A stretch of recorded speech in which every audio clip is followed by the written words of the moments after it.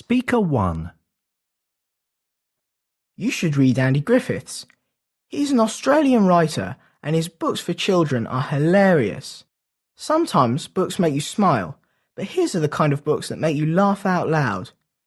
It can be a bit embarrassing if you're reading them on the bus or train. Sometimes the tears are running down my face while I read. Speaker 2. My personal favourite is Enid Blyton. You can read her stories again and again because there's always lots of action.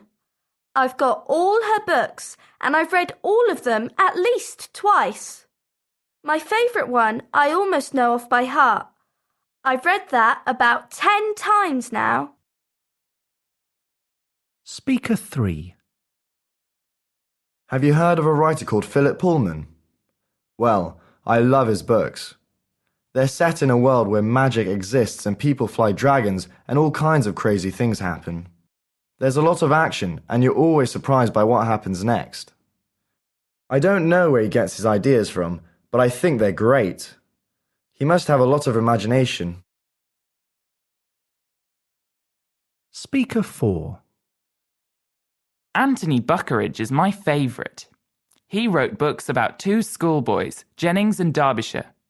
They have lots of adventures, and Buckeridge seems to know just how teenagers think.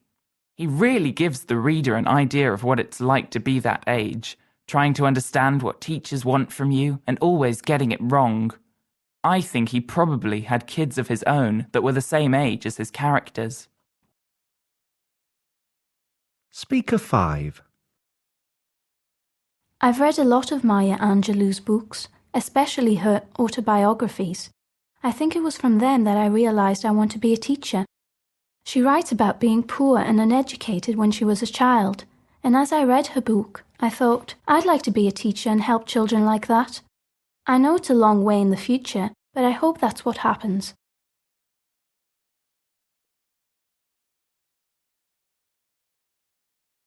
It's very kind of you and James to let me stay. I hope it's not a problem. No, of course not. It's only for 4 days. And anyway, it'll be fun to have you here. I must say, you've got a lovely place here. It's much bigger than the one you were in when I visited you last year. You've got a lot more room here. That's right. Here you don't have to sleep on the sofa. We've got a guest room, which makes a big difference. So, have you thought about what you might like to do tomorrow? Not really. I thought I might go into town, look around a bit, see the sights. Would you like to come? I'd love to. It's been ages since I went round the town centre. Unfortunately, I'm working, so you'll have to entertain yourself, I'm afraid. There's lots to do, though. Have you got any suggestions? Well, there's the shopping centre, or the harbour, or the museum, or the... A walk round the harbour sounds nice. And then maybe a trip to the museum. Good idea. There's a great exhibition about local history on at the museum at the moment. I keep meaning to go and see it, but I never seem to have time. Well, it sounds like my morning is arranged. What about the afternoon? Since you're at the museum, you could just pop into the theatre and see what's on. It's just on the opposite side of the road. Maybe James and I could come and meet you in the evening and see a play. Yes, OK, I'll do that. And then I think I'd like to do a bit of shopping. I don't have a book to read while I'm here. Any ideas? The only bookshop is Waterbridge's. They've got a great selection, but you'll have to take a taxi. It's a couple of miles out of town. I don't mind. And then we'll meet in town after that. You tell me what time and where. I'll finish work about 5 and come straight into town. You'll have to get a taxi back into town, won't you? Get him to drop you off next to the railway station. There's a cafe there called the Railway Cafe. Walk past that and you'll see a fountain. I'll meet you there at, say, 5:20.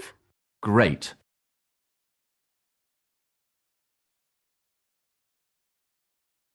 I'm very pleased to welcome Patricia Ponting to the show.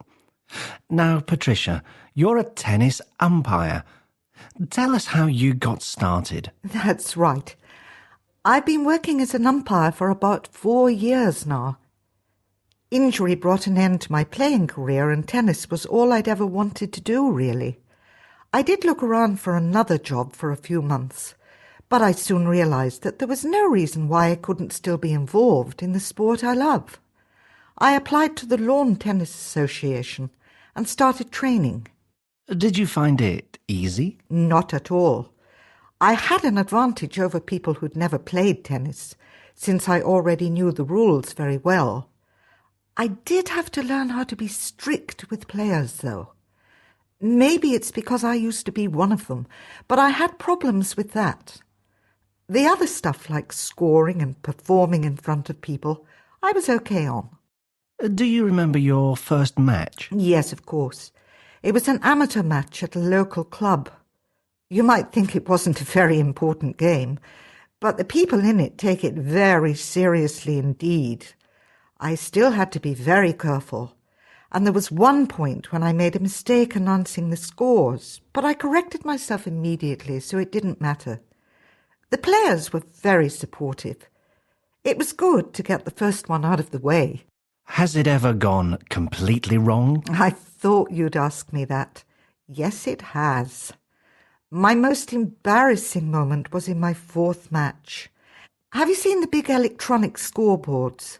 Well, usually they're very reliable, but this one was quite old, and suddenly, halfway through the third set, it went off. That meant I had to use my written score. But in the confusion, I'd given a point to the wrong player. The other player argued, and I was sure I was right. But eventually it got sorted out, and we were able to finish the match. What do you think are the most important qualities of an umpire?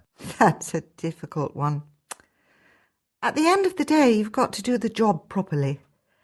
And that can sometimes mean making a difficult decision when you've been watching tennis for hours. That's the key thing. Yes, the players have to trust you, and yes, you have to make sure the crowd know what's happening. But those are secondary, really. Is there a downside to being an umpire? There's a downside to every job. With some jobs, it's low salary. But while we don't earn anything like the amounts the players do, umpires do okay. You normally do 2 matches a day, which is about 4 hours. So you can't really complain about that. I guess one thing that's difficult is always following the professional players around the world. It makes it hard to have a home life. Finally, Patricia, do you have any advice for listeners who might be thinking of becoming a tennis umpire? I don't think I took the best route to becoming an umpire. Getting on the court and actually playing isn't necessary.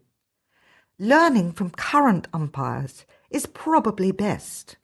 See what decisions and perhaps mistakes they make. Look closely at officials from all sports and see what they do. Try to observe as many examples as you can. It'd be great if there were books out there that you could read that would turn you into an umpire, but I don't know of any. Patricia, thanks for joining us. Thank you.